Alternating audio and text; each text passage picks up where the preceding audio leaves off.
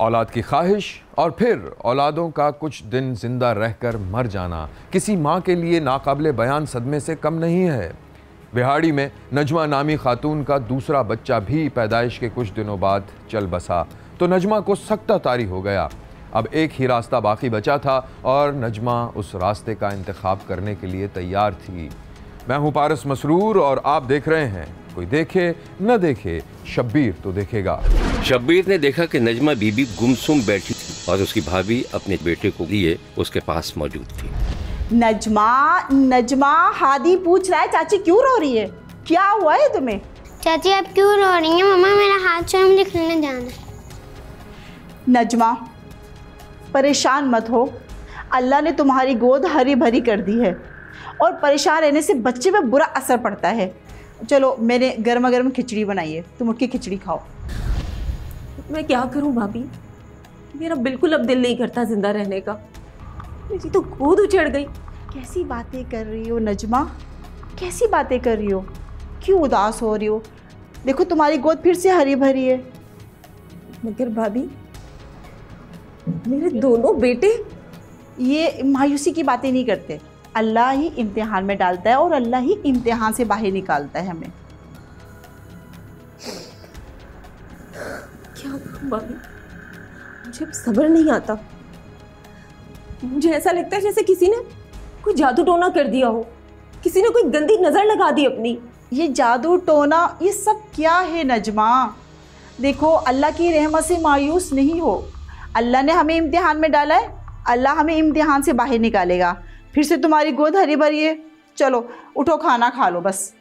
नहीं भाभी मेरा बिल्कुल दिल नहीं है, आप जाएं। इसी दौरान नजमा का भतीजा भी दौड़ता हुआ आ गया। चाची आपने मेरी गेम कहाँ रख दी? नहीं बेटा मुझे नहीं मालूम, मैंने कहीं नहीं रखी। आप जाओ, शोर नहीं करो, जाओ बाहर जाके। हादी तुम्हारी चाची की तबीयत ठीक नहीं है, चलो बेटा मैं तुम्हें देती हूँ। नजमा की भाभी को अपनी देवरानी का रवैया कुछ अजीब सा लगा।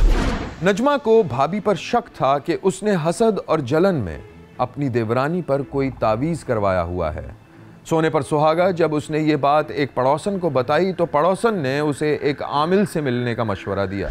नजमा की पड़ोसन उसके साथ बैठी हुई थी। ठीक कह रही हो नजमा, मुझे भी ऐसा ही लगता है। ये सब किया करा है तुम्हारी भाभी का ही है, वरना ऐसे कैसे हो सकता है कि दो दो औलादें हों और मर जाए। आप सही कह रही हो, मगर हम इस बात को साबित कैसे कर सकते हैं कि सब किया कराया भाभी का है? बगैर किसी सबूत कैसे इल्ज़ाम लगा दें हम उन पर?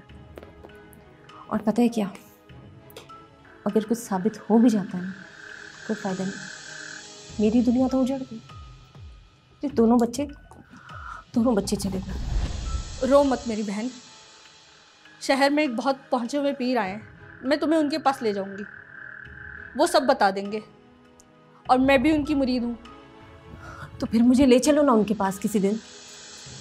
ठीक है। अरे कौन कहाँ जा रहा है? अरे आप भी आइए बहन जी, अस्सलाम वालेकुम। अल्लाह खुश रखे तुम्हें। कैसी हो? अल्हम्दुलिल्लाह। मैं तो नजमा की खैरियत के लिए आई थी, बेचारी देखो कितने दुखी दुख हैं। अरे नजमा मेरी देवरानी नहीं, मेरी बहन है, मेरे सारे सुख इसके सारे दुख मेरे। अच्छा बहन जी चाय बनाऊं? नहीं नहीं मैं चलती हूँ, मैं तो नजमा की खैरियत पूछने के लिए आई थी। मैं चलती हूँ नजमा, अपना ख्याल रखना, ठीक है? भाभी दरवाज़ा बंद कर ले। नजमा मैं चाय बना के लाती हूँ, तुम चाय पियो। नहीं भाभी मैं बना दूंगी चाय। अरे नहीं तुम्हारी तबीयत सही नहीं है, तुम्हें तो आराम की ज़रूरत है, तुम आराम करो, मैं चाय लाती हूँ। ठीक हूँ मैं, कुछ नहीं हुआ मुझे। अच्छा सुनो, ये बहन जी क्या कह रही थी? कुछ ख़ास नहीं, वो किसी आमिल बाबा का कह रही थी कि नज़र के तावीज़ वगैरह देता है, बहुत असर है उसके तावीज़ों में, लेकिन मैंने साफ मना कर दिया। साफ कह दिया मुझे जादू टोने के चक्करों में बिल्कुल भरोसा नहीं है, ज़रा यकीन नहीं। जादू होता है नजमा, चली जाओ इस बहन जी के साथ, दिल को तसल्ली भी हो जाएगी। चल मैं चाय बना के लाती हूँ और तू पी, ठीक है? और तुम्हारी तबीयत सही नहीं है, तुम लेट जाओ, मैं चाय लेके आती हूँ। भाभी की गुफ्तगू सुनकर नजमा कुछ परेशान सी हो गई, क्योंकि वो चोर की दाढ़ी में तिनका समझ रही, लेकिन भाभी तो खुद उसको पीर साहब के पास जाने का मशवरा दे रही थी। नजमा किसी गहरी सोच में डूब गई। यहाँ लेते हैं एक छोटा सा ब्रेक, कहीं जाइएगा नहीं, हमारे साथ रहिएगा। क्योंकि कोई देखे न देखे शब्बीर तो देखेगा। नजमा अपनी पड़ोसन के साथ एक पीर बाबा के पास पहुंच गई और अपनी परेशानी बयान की। नजमा और उसकी पड़ोसन पीर साहब की बैठक में मौजूद थी। बोलो, सब खैरियत तो है ना? बाबा, ये मेरी छोटी बहन है नजमा। इसके जो भी औलाद होती है मर जाती है। पहले भी इसकी 2 औलादें मर चुकी हैं, अब फिर इसकी गोदधारी होने वाली है। प्लीज़ इसकी मदद करें। पता नहीं किसकी बुरी नज़र लग गई है इसको। अल्लाह बादशाह है। क्या नाम है बीबी तुम्हारा? पीर साहब, मेरा नाम नजमा है। नाम सुनने के बाद पीर साहब ने मुराक़बे किसी कैफियत पैदा करते हुए आंखें बंद कर ली और फिर बोलना शुरू कर दिया। नजमा बीबी, तुम पर काला जादू हुआ है और अब जो भी औलाद होगी तुम्हारी वो भी नहीं बचेगी। अल्लाह खैर करे बाबा, इसकी मदद करें। कौन है ये? कौन इसके पीछे हाथ धोकर पड़ गया है? पीर साहब, खुदा के लिए मेरी मदद करें। मुझे अपना ये बच्चा बहुत अजीज है। मैं अब इस बच्चे से हाथ धोना नहीं चाहती। इस पर किसी औरत ने जादू किया है। तुम्हारी किसी से कोई दुश्मनी तो नहीं? नहीं पीर साहब, दुश्मनी तो किसी से नहीं, मगर मेरी भाभी, बस उनको ही मुझसे कुछ जलन है। बस वही औरत है, वही औरत है। पीर साहब, कोई तो तोड़ निकाले, कोई तो हल होगा इस मसले का। तोड़ है इसका, मगर तुम कर नहीं सकोगी। नहीं पीर साहब, ऐसा नहीं कहे। जैसा तोड़ होगा मैं करने को तैयार हूँ, आप बताएं जरूर बस। ठीक है, मगर ये बात तुम्हारे और मेरे दरमियान राज रहेगी। बिल्कुल पीर साहब, ये बात सिर्फ मेरे और आपके दरमियान रहेगी। बीवी, आप जरा बाहर जाएं, मुझे नजमा से अकेले में कुछ बात करनी है। ठीक है बाबा, मैं चलती हूँ। पड़ोसन बैठक से बाहर चली गई, तब पीर साहब नजमा बीबी के करीब आकर बैठ गए और सरगोशी के इस अंदाज में उसे जादू का तोड़ बताने लगे। नजमा बीबी सिर्फ सर हिला रही थी। नजमा पीर के बताए हुए वजीफे पर अमल कर रही थी, जिनमें से एक ये भी था कि वो अपने 4 साला भतीजे के साथ शफकत से पेश आए। शब्बीर ने देखा कि नजमा 4 साला हादी के साथ घर के लॉन में खेल रही थी। वाह भाई, तुम तो जीत गए रेस में हादी। आइसक्रीम? नहीं भाई, आइसक्रीम नहीं खानी है, गला खराब हो जाएगा तुम्हारा।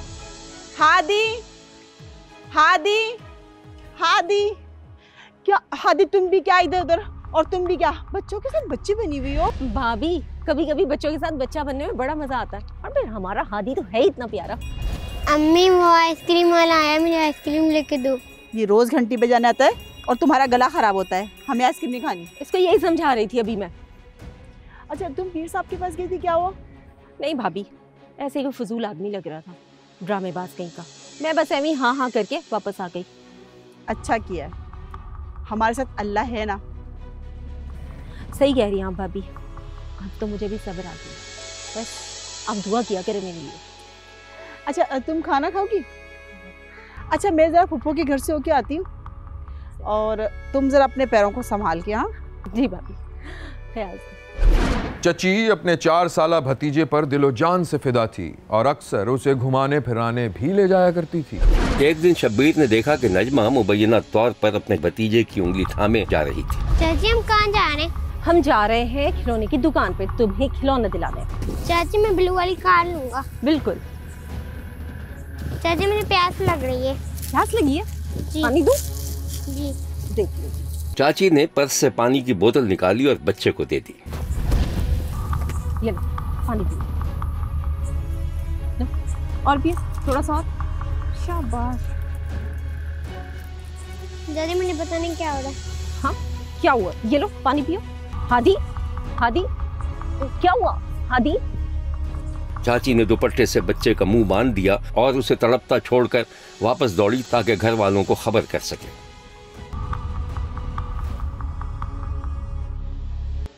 नजमा ने मुबैना तौर पर पीर के कहने पर जादू का तोड़ करने के लिए भतीजे को तेजाब पिला दिया था, जिससे उसकी मौत वाक़ई हो गई थी। वो घर वापस जाकर बच्चे को हर तरह ढूंढने का ड्रामा करती रही और फिर रात को खामोशी से बच्चे की लाश पर ब्लेड से कट लगाकर अमलियात करती रही। एक दिन बाद बच्चे की लाश बरामद हुई और तफ्तीश हुई तो सफ़ाक चाची ने अपने जुर्म का एतराफ़ कर लिया। एक कॉल रिसीव होती है मिसिंग चाइल्ड के हवाले से कि सोरू मोड़ के साथ सोरू सानी एक बस्ती है, वहाँ से एक 2.5 साला बच्चा अब्दुल हादी किडनैप होता है। तो हम कॉल रिसीव होने पर इमीडिएट रिस्पॉन्ड करते हैं, SHO साहब पहुँचते हैं, बाकी टीम पहुँचती है, मैं खुद भी वहाँ पहुँचता हूँ। हम इसकी इमीडिएट FIR रजिस्टर करते हैं। आप यकीन जानिए कि सारी रात पुलिस सर्च ऑपरेशन करती है। सुबह कोई 7 बजे के करीब उस मगवी बच्चे की डेड बॉडी मिल जाती है। 12 घंटे की मेहनत के बाद हम असल मुलज़मा तक पहुँच जाते हैं। स्टोरी कुछ इस तरह से सामने आती है कि ये अब्दुल हादी बच्चा जो कि सोरू सानी का रहायशी है, ये इसके वालिद 3 भाई हैं, जॉइंट फैमिली सिस्टम है, तीनों भाई इकट्ठे एक ही घर में रहते हैं।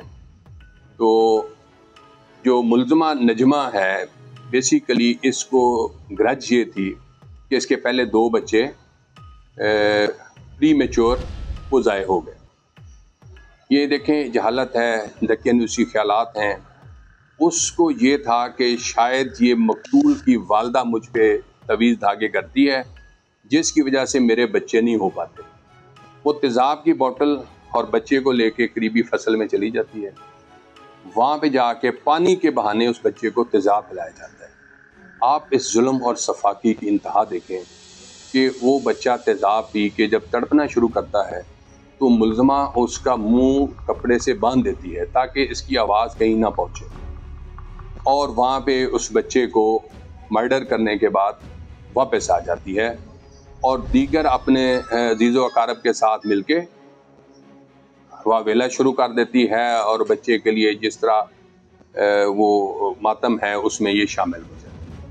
तो इंशाअल्लाह हम इसको मिसाल बनाएंगे और ना सिर्फ हम इसको चलान करेंगे, हम इस केस को प्रॉपर प्रोसिक्यूट करेंगे और इंशाअल्लाह जब तक ये मुलज़मा सज़ा नहीं होती हम इसका पीछा करेंगे। इस वाक़े के बाद लवाहिकीन में गम और गुस्से की लहर दौड़ गई।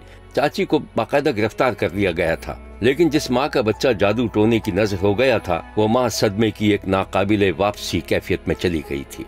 देखते रहिए, क्योंकि कोई देखे न देखे, शब्बीर तो देखेगा। गुर्बत और अफलास कैसे कैसे गुल खिलाता है, इसका अंदाज़ा वही लोग कर सकते हैं जो इस बहरान से गुजरते हैं। शदीद गुर्बत में किसी के आगे हाथ न फैलाना भी बड़े दिल जिगर का काम होता है। पाकपतन के मजदूर ने शादी तो कर ली थी, लेकिन 2 बच्चों के साथ ज़िंदगी गुजारना उसके बस की बात नहीं थी। सिवाय एक दोस्त के वो किसी से अपना दुख भी बयान नहीं कर सकता था। मैं हूँ पारस मसरूर और आप देख रहे हैं कोई देखे न देखे, शब्बीर तो देखेगा। रमजान घर से मजदूरी के लिए दबे पांव निकल ही रहा था कि उसकी बीवी ने उसे टोक दिया। ये क्या, सुबह होते ही तुम निकल खड़े हुए बाहर जाने के लिए? क्या मतलब? कहना क्या जाती हो तुम? अय्याशी करने जाता हूँ मैं? मुझे क्या पता कि तुम काम पर जा रहे हो, और जो लोग ना काम काज पे जाते हैं ना, वो अपने बीवी बच्चों पे खर्च भी करते हैं। लेकिन भाई तुम्हें इस बात की क्या परवाह, यहाँ पे तो फाके चल रहे हैं। ना शुक्री औरत, अभी तो घर में राशन डाला था मैंने। तो क्या सारी जिंदगी चलेगा वो राशन? कब का खत्म हो गया है।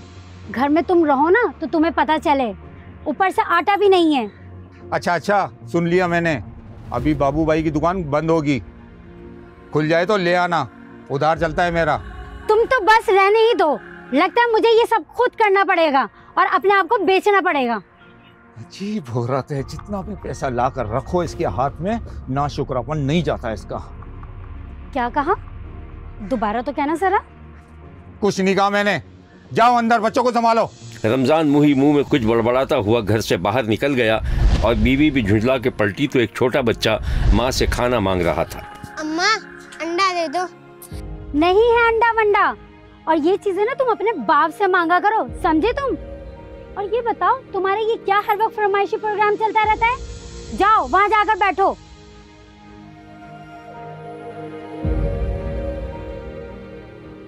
अच्छा मत रो तुम, जाओ फेस साफ करो अपना जाकर, मैं भी अंडा बनाकर लेकर आती हूँ, ठीक है? रमज़ान और आमिना की 7 साल पहले शादी हुई थी। 2 बच्चे थे। रमज़ान यौमिया मजदूरी करता था। शदीद गुर्बत की वजह से मियाँ बीवी में हमेशा अनबन रहती थी और रमज़ान की बीवी शौहर से जान छुड़ाने के बारे में सोचा करती थी, लेकिन ये सोचकर रुक जाती कि अब उसे कौन कबूल करेगा। रमज़ान क्यारी में खुरपी लेकर ज़मीन खोद रहा था और बीज लगा रहा था। साथ ही उसका दोस्त भी उसके साथ बैठा हुआ था। अस्सलाम वालेकुम रमज़ान भाई। अरे वालेकुम सलाम जवार, क्या हाल है? कैसे हैं? आज कुछ परेशान से लग रहे हो भाई। अरे यार बस शादी करके फंस गया हूँ मैं। सुबह से शाम तक यहाँ जक मारो, कमाई बीवी के हाथ में दो और फिर भी मुंह सीधा नहीं होता। हर वक्त लड़ाई यार, मैं तो परेशान हो गया हूँ।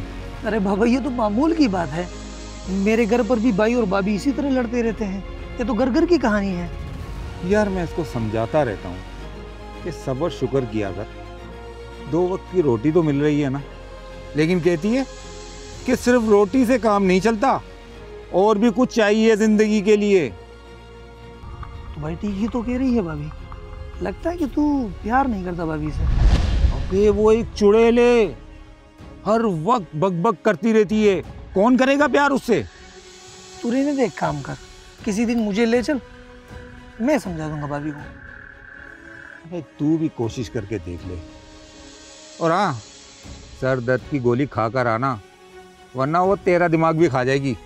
तू रहने दे भाई, एक काम कर, मैं चलता हूँ, वो घर लकड़ियाँ भी लेके जानी है, मिलते हैं फिर बाद में। ठीक है।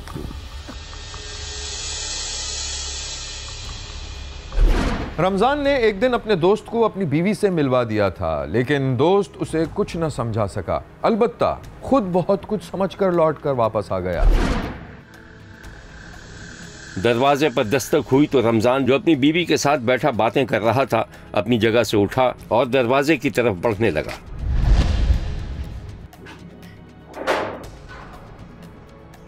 कौन है? अरे वो मैंने कहा था ना तुम्हें कि मेरा दोस्त आने वाला है, वो ही है। तुम ऐसा करो, चाय चढ़ा दो। वाह भाई वाह, न दाल न दलिया, और साहब को लगा है अपनी मेहमान नवाजी करने का। ज्यादा बकबक मत किया करो, जो कहा है वो करो तुम। हाँ तो जा रही हूँ ना अंदर। रमज़ान की बीवी मुंह बनाती हुई अंदर चली गई और रमज़ान दरवाजे पर पहुंच गया। अरे अरे आओ आओ। अरे जवार कैसा है? अरे बाहर ही बैठते हैं, पता नहीं भाभी को अच्छा अंदर आ जा यार, छोड़ बाहर को, अंदर आ। अरे आजा बैठ बैठ बैठ बैठ।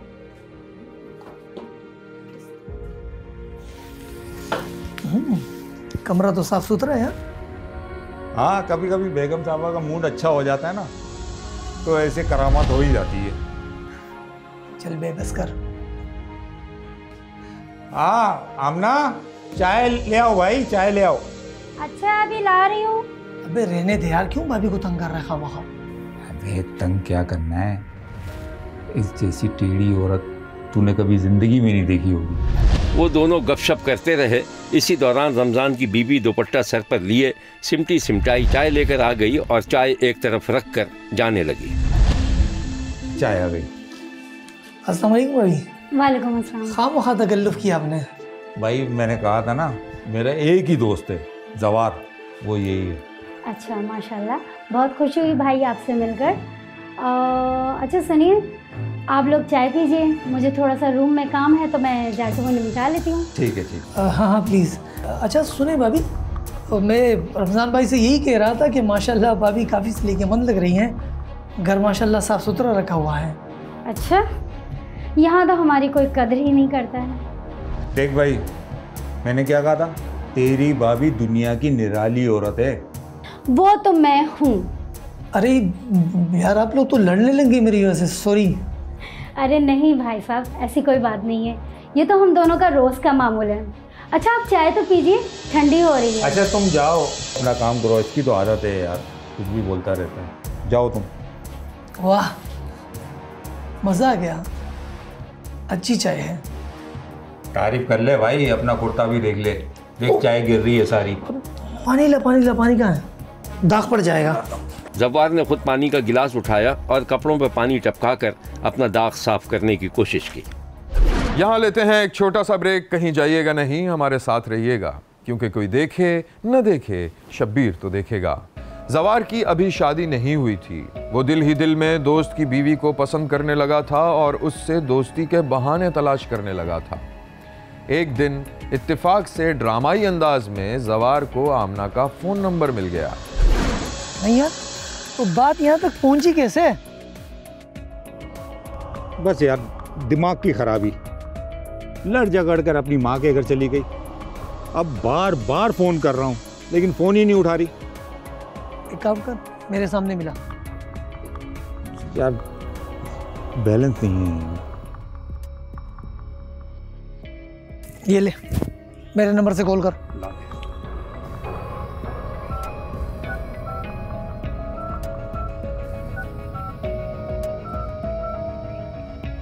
रमजान ने दोस्त के फोन से कॉल मिलाई तो उसकी बीवी ने फोन उठा लिया। लग गई यार, मैं थोड़ा इस तरफ होके बात कर लूं, तू थोड़ा खड़ा हो जाना। अरे तू मेरे सामने कर ले भाई, पर है थोड़ी। अरे मियाँ बीवी की बातें होती हैं ना यार, समझा करना। हेलो, हाँ। रमजान एक तरफ होकर बात करता रहा और इस दौरान जव्वार चहलकदमी करता रहा और कभी चलते चलते किसी दरख्त का पत्ता तोड़ लेता। कुछ देर बाद रमजान ने फोन वापस कर दिया। अच्छा, हाँ ठीक है। फिर आ जाना तुम। हाँ मैं कर दूंगा, मैं मेकअप का भी हिसाब किताब कर दूंगा, ठीक है। हाँ भाई आ जा, ये ले। क्या हुआ, औसा गम हुआ अभी का? बड़ी ड्रामेबाज औरत है यार, वो मान गई, आ रही है घर पर। चलो शुक्र है कि मान गई। लेकिन यार एक फरमाइश रखी है उसने। हो गया? मेकअप लाकर देना है उसको। तो इसमें क्या है, लेके जाना। हाँ लेकर तो जाना पड़ेगा। 1000 रुपये है तेरे पास? हाँ है यार, क्यों नहीं। ये ले, और चाहिए तो बताना। हाँ बता दूंगा। ठीक है फिर मैं चलता हूँ, तेरी भाभी इंतज़ार कर रही होगी, मैं उसको लेने जाना है ना। हाँ सही है।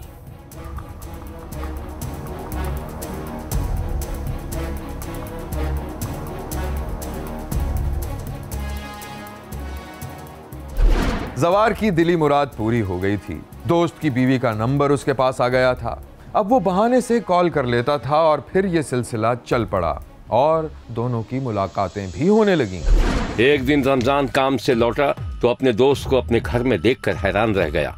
दरवाजे पर दस्तक हुई तो रमजान की बीवी, जो जब्बार के साथ बैठी गपशप कर रही थी, भागकर अंदर चली गई। मुझे लगता है रमजान आ गया है।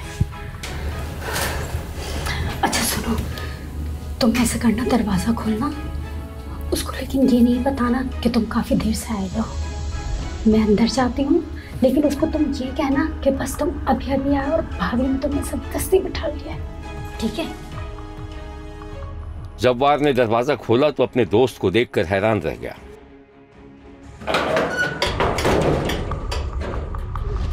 अरे रमजान, अबे तू यहाँ कैसे? क्या कर रहा हूँ, तेरा इंतजार ही कर रहा हूँ।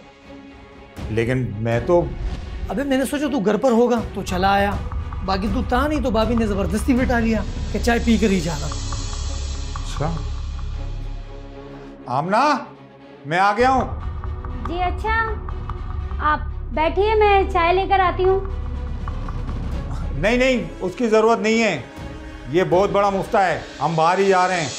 चल भाई बाहर बैठते हैं। चले। रमजान बहाने से दोस्त को बाहर ले गया। उसकी समझ में नहीं आ रहा था कि वो दोस्त को कैसे मना करे कि उसकी गैर मौजूदगी में ना आया करे। यार भाभी बहुत अच्छी है यार, जबरदस्ती मुझे अंदर बिठा दिया कि तुम्हारा इंतजार करूं। हाँ यार वो है ही ऐसी, लेकिन तू जब भी आया कर ना मुझे फ़ोन करके आया कर। मैं हूँ ना हूँ तुझे मैं बता दूंगा फ़ोन पे कि मैं घर पे हूँ या नहीं हूँ। खामखा ज़हमत होती है यार तुझे। लगता है कि मेरा घर पर रहना तुझे अच्छा नहीं लगा। हाँ अरे नहीं यार, सो बिस्मिल्लाह, तेरा ही घर है यार, जब दिल करे आ तू। लेकिन तुझे तो पता है घूमे हुए दिमाग की औरत है वो, तुझे कुछ बोल दे, तेरी बेइज्जती कर दे खामखा यार। भाई मुझे तो तू घूमा हुआ लग रहा है। अच्छा सुन, मैं इसलिए आया था कि मैंने एक बड़े ज़िम्मेदार से बात कर ली है, तू कल जा उससे मिल, इंशाल्लाह अच्छी तनख्वाह मिलेगी। यार ये तो अच्छा हो गया यार, बहुत अच्छा काम हो जाएगा अगर ऐसा हो गया तो। तू ऐसा करना, कल सुबह आ जा घर पे मेरे, तो दोनों साथ ही चलते हैं, ठीक है? चल ठीक है, ओके, खुदा हाफिज़, कल मिलते हैं। रमज़ान को अपनी बीवी और दोस्त के दरमियान ताल्लुकात का न सिर्फ शक हो गया था, बल्कि उसने एक दिन कुछ देख भी लिया था, जिस पर रमज़ान ने बीवी को बुरा भला कहा था। आमना को भी अंदाज़ा हो गया था कि ये खेल ज़्यादा देर नहीं चलेगा। उसने फैसला कर लिया था कि वो शौहर से जान छुड़ाकर जवार से शादी कर लेगी। शब्बीर ने देखा कि जव्वार और आमना किसी अजनबी मकाम पर इंतहाई परेशानी के आलम में राजो न्यास कर रहे थे, जैसे कोई मंसूबा बना रहे। मंसूबे के मुताबिक मुबैना तौर पर आमना ने अपने आशना के साथ मिलकर शौहर को कत्ल कर दिया था, जिसके बाद दोनों फरार हो गए। पुलिस को 15 पे एक इंफॉर्मेशन मिलती है कि मोहम्मद रमज़ान नामी शख्स को नामालूम अफराद छुरियों के वार से कत्ल कर दिया है। तो चूँकि डेड बॉडी कमरे में पड़ी थी, तो जब उसकी बीवी से क्वेश्चन किया गया कि ये बैर 3 चारपाई थी, एक पे उसकी बीवी सोई हुई थी, एक खाली थी जिस पे मकतूल सोया हुआ था, एक पे बच्चे थे। तो जब उससे क्वेश्चन किया गया कि ये अंदर कैसे डेड बॉडी आई है, तो उसके जो हालात व वाक़यात थे वो थोड़े से ना क्वेश्चन जो थे ना, जवाब आंसर जो उसने दिए वो मशकूक थे। इसके इसी दौरान जब गिरदो नवा से हमें पुलिस की जैसे इन्वेस्टिगेशन होती है, तो पता चला कि इसके जो आमना बीबी है, इसके जवार हुसैन से कोई नाजायज़ ताल्लुकात भी थे, और मकतूल इसको कहे बगाए इस बात पे नाराज़गी और लड़ाई झगड़ा का होता था।